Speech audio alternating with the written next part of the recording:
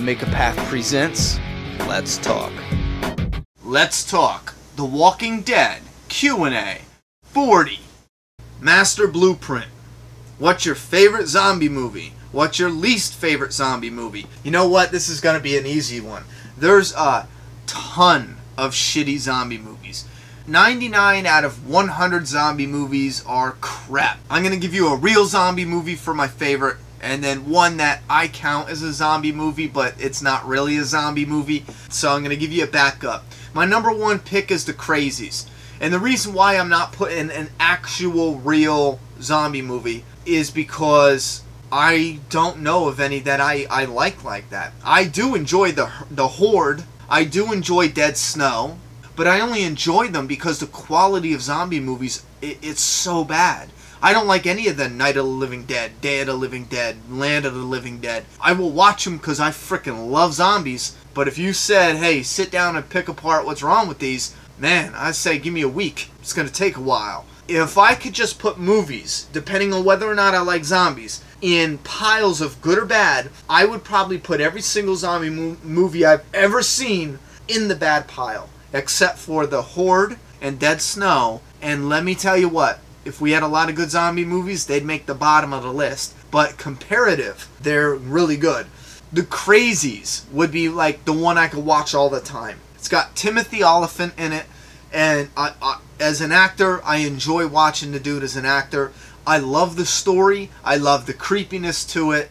I really like The Crazies. And it's not your normal zombie movie. That's why I said it probably doesn't count. But my worst zombie movie, I am actually going to give that award to the piece of shit known as Resident Evil. Yes, and the reason I am giving this, and I know a lot of people are right now, but the reason I'm giving Resident Evil the shittiest zombie movie ever made on the history of the earth, yes, even worse than whatever your 13-year-old cousin recorded, I'd rather watch that over the Resident Evil any day of the week, because they took an idea, something that was genuinely terrifying, and they turned it into some action-based bullshit, you know, and they, oh man, they had gold, you know, they had gold with using Resident Evil, right? They had gold. For whatever reason, they made the movie they made, the movies, I should say now. And you know what? They got rich off it, so they don't give a shit. But they took something that was genuine gold. I said that like 30 times already, but they had gold in my eyes, and they traded it in for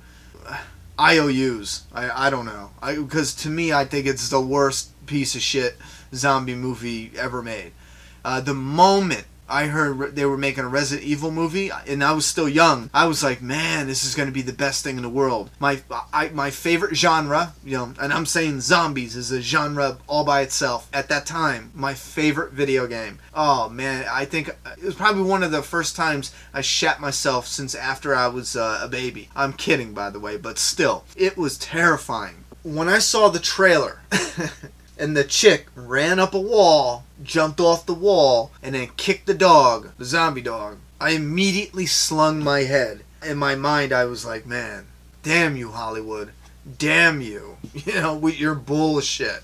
Foxy Hunter. Do you think Carl will die in a TV show, No Way Out, and they will time skip Judith to age her? You know what? No, I don't. At least not yet. And there's too many issues with that, you know? Mainly because a lot of Carl's story I don't think it would be believable with a girl, you know? Keep in mind, most of that is because the Negan and I thought about this, and this is why I'm saying this, because before I thought it would have been cool to get rid of him and you know, bring her up so she's the right age, but then I was thinking about it, I forgot about the context of Negan, and it was like training, like it was like a father-son, but not really like a father-son, you know, nobody wanted it to be like a father-son, but it was like Negan was showing him, as if he was his kid, how things are in that world, you know, and I don't think it would work with a little girl. It might, you know, but I don't know. Chris Francis, do you think that in the TV show, Glenn dies by Negan and Maggie will kill herself?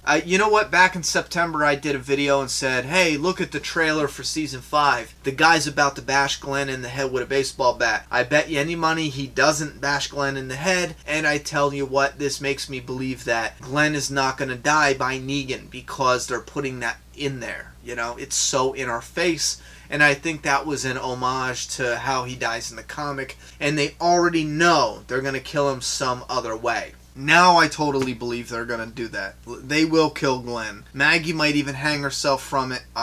She probably would. But I really believe they're either going to kill Glenn or leave him on. But I guarantee right now, Negan will not be killing Glenn in the TV show. And that's a hurt piece, you know, because I really wanted him to. You know, and I love Glenn, but I wanted that comic book scene in the movie. I wanted it so bad in the show. But Kirkman went ahead and was playing some game. I guess it's at midnight. It's some kind of like a make fun talk show with Chris Hardwick. And they were doing a fake spoilers, and Kirkman said as a fake spoiler. One was funny. Josh McDermott said the fake spoiler was Beth comes back to life as a dog and helps them solve crime or something like that. And then Kirkman said, Negan bashes Glenn's head in with a baseball bat. And the whole audience was like, boo, oh, you know. And he was like, what, da-da-da-da. The moment he said that, I was like, shit, they're not doing it. They're definitely not doing it. Which makes me believe that Glenn is either dead right now, you know. They already filmed him his death. Or they know 100% that he's going to make it and do something else, or he's dying soon. Dean McKinney, which actor, actress in the Walking Dead show do you think would survive the longest in the zombie apocalypse? You said Andrew Lincoln. Damn, you know what? I don't know a lot about them outside of being an actor, you know? I'm going to say Emily Kinney. Toro 8907. Do you think that the TV show will increase in popularity, or do you feel like it has reached its peak?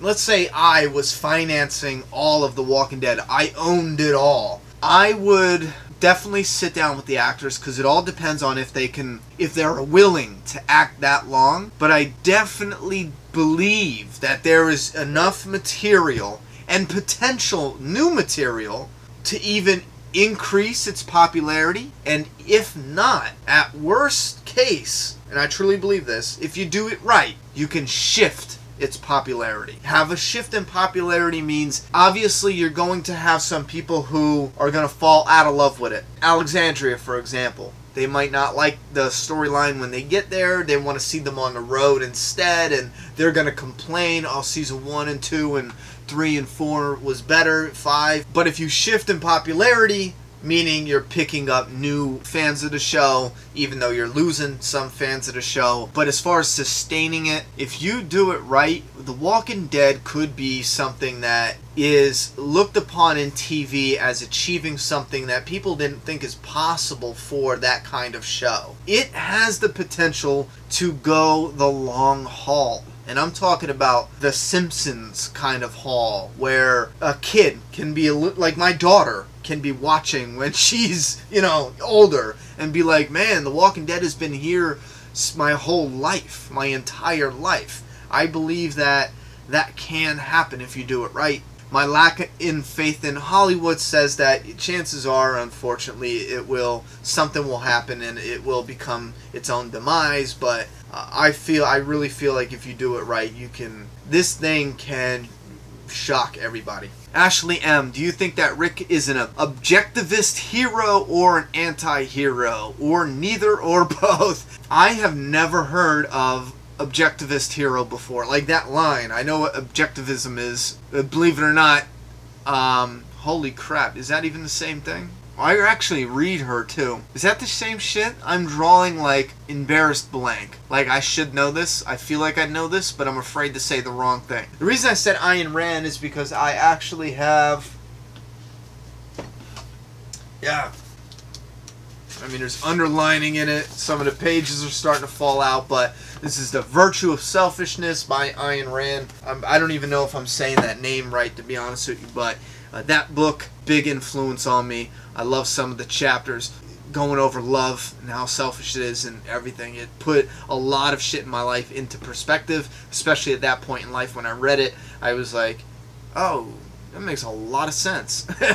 But the first thing, to be honest with you, is I would have to say no. He's not an anti-hero. If my only options... No, you said neither or both. I would say no, he's not an anti-hero, just based on the fact that an anti-hero, mostly, I don't think you can be an anti-hero unless you create your own conflict. And the reason I say that is because I can't think of an anti-hero that hasn't created the conflict himself. An anti-hero is like a Walter White who creates a conflict that is outside of society's rules or moral rules, to be honest with you. I mean, look at Walter White. He poisoned a child to get his way. He killed people. He's a murderer. He's a drug dealer. He went into it, created his own conflict, and he broke society's rules. He broke some moral issues, you know what I mean? Walter White, as much as I friggin' love the guy, he is an anti-hero. Rick didn't create these conflicts, create these problems. He didn't ask determinist people to hunt him and his friends and family down. You know what I'm saying? Like, he's not creating this conflict. He's dealing with the conflict that's coming to him. So I don't see him as an anti-hero. Objectivist hero,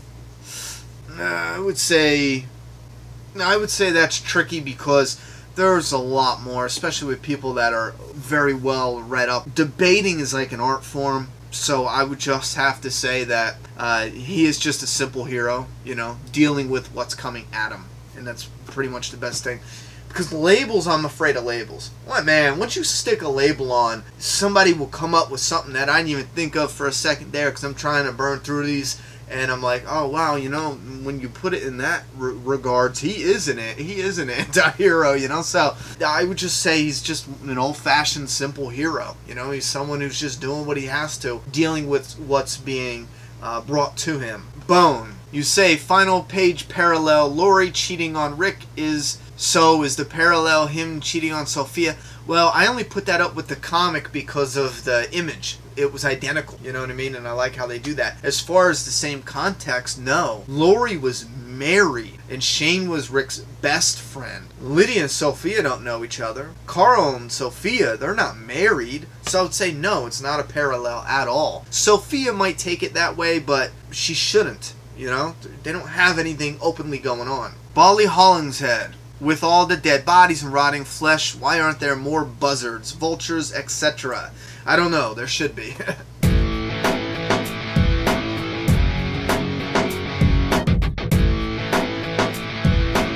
Subscribe, man.